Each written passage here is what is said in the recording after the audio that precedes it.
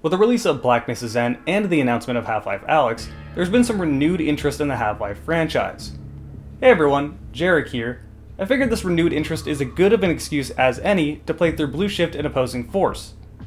Not that you need an excuse. Go play your Half-Life. If you watch this channel, you know that I love Half-Life. I think I mentioned Half-Life, Fear, or Halo at least once in every video. I could not tell you how many times I have played Half-Life 1. If you're new to Half-Life and you're playing it for the first time, or maybe even you just got stuck because you forgot what to do, you could tell me in one sentence where you are in Half-Life and I immediately have it mapped out in my head and can help you. I have the entire game from start to finish memorized. I can play through it in my head. That's not necessarily boasting. I'm sure a lot of people could do this because people really like Half-Life, but just making a point. I love Half-Life and have played it a lot. But with that said, I've only really beaten Blue Shift and Opposing Force maybe 3 or 4 times. I'm not even quite sure why this is. I remember liking both the expansions, I just don't play them as much. And I think this is a common thing. People tend to look over Blue Shift and Opposing Force compared to the original Half-Life, which is a shame because I look at Opposing Force as the best thing to come out of the original Half-Life. Blue Shift also existed, but it's rather short, so I didn't want to make an entire video just on Blue Shift, so in this video I will be talking about both Opposing Force and Blue Shift. Opposing Force came out first, so I guess I'll cover that one before Blue Shift. Opposing Force was developed by Gearbox. Yes, that Gearbox, and released a year after Half-Life 1 in 1999. Instead of playing as Gordon Freeman, who saw his arc completely finish with the original Half-Life, you play as a Marine by the name of Adrian Shepard. This is really interesting in concept, and I always love it when developers give you an alternate view. I will assume all of you have played Half-Life, but I'll just give you the quick rundown. In the original Half-Life, you play as a scientist known as Gordon Freeman. Gordon Freeman does an experiment, it goes wrong, it starts teleporting aliens all over the place. The military is called in, but the Marines' idea of fixing everything is just killing everyone involved. Gordon Freeman needs to escape with his life and somehow stop all the aliens from teleporting to Earth. So yes, in Opposing Force you were literally playing as the Opposing Force, the military that was trying to kill Gordon Freeman. At the beginning of Opposing Force you were being flown into Black Mesa in an Osprey. Your squad mates are complaining that they haven't been debriefed and don't really know what they're doing. As you're about to be filled in, your Osprey gets shot down. Adrian Shepard wakes up in the medical bay in Black Mesa and doesn't really have any orders. This means Adrian Shepard never got the order to kill scientists, and by the time he wakes up, he starts getting the orders to forget about Freeman and pull out. So even though you're playing as the military, you're not really quote-unquote the bad guys, if that makes sense. I mean, you can go around and kill scientists, but that's just Half-Life allowing you to be a psychotic asshole, which admittingly is really fun. I mean, just think about how fucked up Gordon Freeman actually would be if he was the way everyone played him as. He'd just jump around at Mach 5 and then occasionally beat someone to death with a crowbar so hard that their body exploded. Anyway, at this point you're just trying to evacuate. You miss your evacuation chopper and you start running into Black Ops, who apparently have their own orders to clean up everything and also try to kill you. I guess it wouldn't be Half-Life if you didn't have some military to fight, and that's the role of the Black Ops. So yes, Black Ops are new enemies, but they're just reskinned Marines in all reality. But that's not all though. You do actually have some new enemies in the form of Race X. Race X is another alien species that was attracted to Earth by the Resonance Cascade. They're effectively also trying to take advantage of the situation. This means you have 4 different factions all trying to kill each other. The original aliens, who fight amongst each other anyway, the Black Ops, Race X, and the Marines. And I guess a 5th faction if you include the scientists and the security guards. So a lot of chaos happens, and this can actually be awesome. You can see some big fights between numerous different factions. It almost reminds me of those sections in Halo where the Flood are fighting the Covenant and you're just trying to run through everything. Adding extra enemies really did add some extra depth to this game. Anyway, your objective really hasn't changed, you're still just trying to escape. Well, eventually at the end of the game, you come across a similar fate to that of Gordon Freeman. The final boss is what's responsible for the Race X invasion. You kill the final boss, and then G-Man pulls you aside and just puts you into hyperspace or wherever he puts you for who the hell knows how long. I said the same thing about Republic Commando, but when your only complaint about a game is that you want more of that game, you know it's a good game. But please give us a sequel already. Anyway, let me talk more about the gameplay. For starters, graphically, it's basically the same as Half-Life 1. This is an expansion after all. You do have the option to turn on an HD model pack, but I've never liked this. The main reason I don't like the HD models is that A, they changed the Glock to an M9, and B, they changed the MP5 to an M16.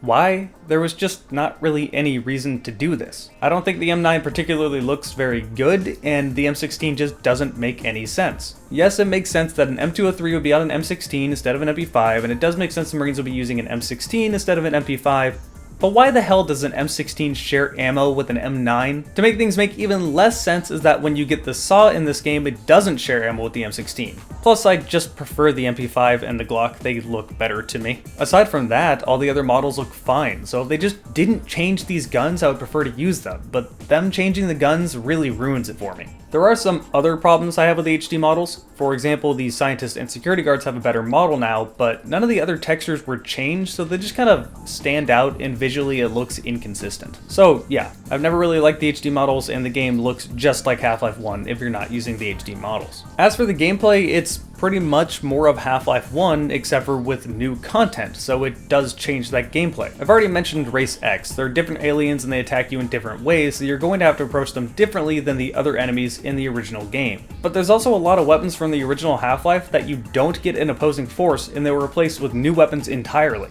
You don't get Gordon Freeman's signature crowbar, instead you get a knife and a pipe wrench, which, don't shoot me for saying this, the pipe wrench is way better than the crowbar. You can swing it quickly, which does a good amount of damage, or you can charge it up to do one massive swinging blow. This will instantly make headcrabs explode and break open most boxes in one hit. It's so useful. You don't get the revolver, instead it's replaced with a Desert Eagle, which serves the same purpose, but does it better. You don't get the crossbow, instead you get an actual sniper rifle, an M40, which I am more than okay with this. I mean, the crossbow was awesome, don't get me wrong, but it's nice to just have a regular sniper rifle. I mean, a sniper rifle is so much easier to use than the crossbow. The crossbow served a sniper role, but it wasn't a hit-scan projectile, so it was more difficult to use. The sniper is just point and click. You don't get a hive hand, instead you get a shock roach, which in theory is the same thing as a hive hand. This is the weapon that the shock troopers use, and once you kill one, you can pick it up and use it. It's way better than the hive hand.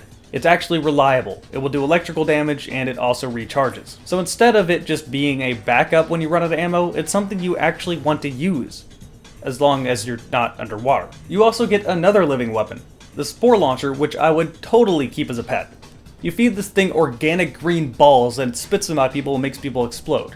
Yeah, it's a quitter, but at least it kills people in the process. You don't get the Tau Cannon or the Gluon Gun, instead you get the Displacer Cannon, which basically serves the same role as a BFG. In concept, it's different because it effectively just tells enemies to fuck off and teleports them back to Zen, but in practicality, it just immediately kills them. You can also use it to teleport yourself to a place in Zen that will have some more ammo for you before going back. And last, but certainly not least, is the SAW. This thing is awesome. This thing chews through ammo and absolutely destroys enemies. The only real problem with it is that it kind of replaces the SMG, so the only thing you'll be using the SMG for is just occasionally shooting grenades, which it's really good at that, but other than that, the SAW is just kind of a better version of the SMG. They don't share ammo though, and you don't get the SAW till pretty late in the game, so it doesn't completely replace it, but you get my point. They did add a new weapon that really doesn't replace anything from the base game, and that's a barnacle.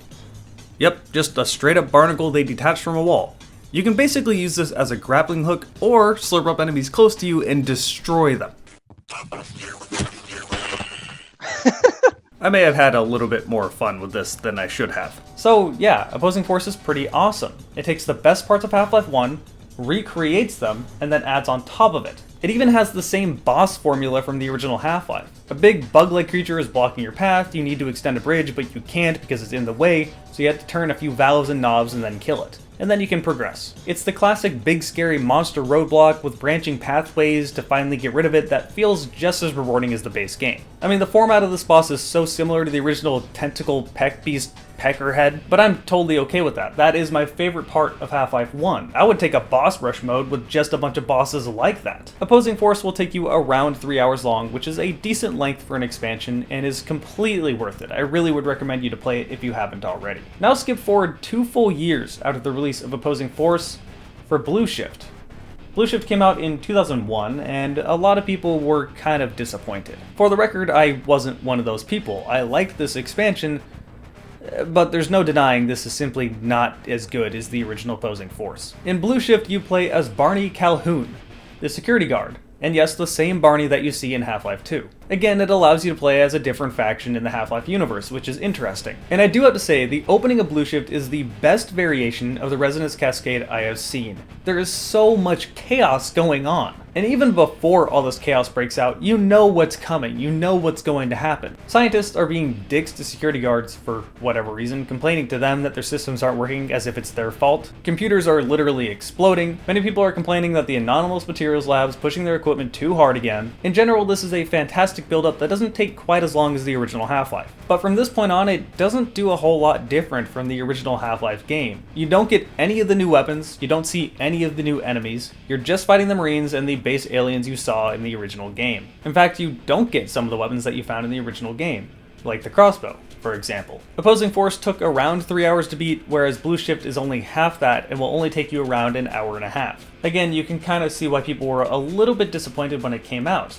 But it still has really good ratings, and it was a very polished game. It is more Half-Life, just a lot smaller. I feel like if they released Blue Shift before Opposing Force, no one would have complained at all. There is one major thing that Blue Shift does to try to separate itself from both Opposing Force and the original Half-Life, and that's how it presents the story. See, the entirety of Blue Shift is just that you're trying to escape Black Mesa. It's not particularly deep. You need to find a scientist by the name of Rosenberg. He takes you to a lower section of Black Mesa. There's a working teleporter in there, and you need to teleport yourself out. But the way they tell this to you is much more like Half-Life 2, of all things, than the original Half-Life. This is sort of a bit of a problem. Rosenberg likes to talk a lot, and you'll be spending a lot of time just standing around listening to him talking. If people are going to complain about Blue Shift, this is the part they're going to complain about, which I find particularly interesting because not many people complain about Half-Life 2 sections like this, but the characters in Half-Life 2 are a lot more interesting than Rosenberg. Rosenberg is the only character that has any sort of depth, and even then the way he talks almost sounds like an actor on a child's TV show. Good work, Calhoun. That was close.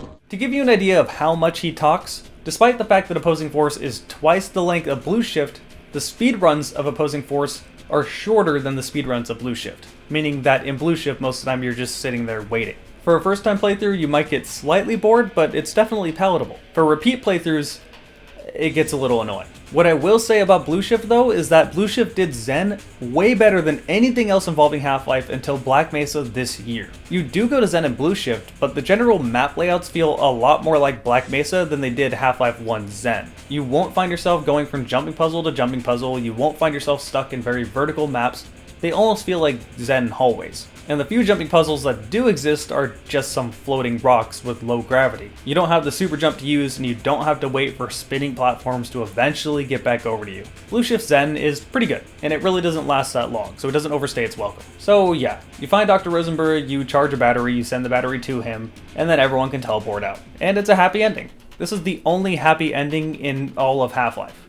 Well, at least until Barney shows up in Half-Life 2 and we're all fucked again. Blue Shift is very well polished, but very simple. It's an enjoyable experience, just don't go into it expecting something as good as Opposing Force. In fact, if you're looking at playing Half-Life and its expansions, I would recommend you play Half-Life 1, then Blue Shift, then Opposing Force, instead of the order they were released in. I said some conflicting things about Blue Shift, but these expansions are really good, and I really would recommend anyone to play them. That's about all I have to say. Thanks to everyone that hung out with me over on Twitch when I was streaming these expansions. If you want to check me out in the future, my Twitch is twitch.tv/Jarek4GamingDragon. If you subscribe on Twitch, you get to see my videos one day ahead of time. Same thing goes for my patrons over on Patreon, patreon.com/Jarek4.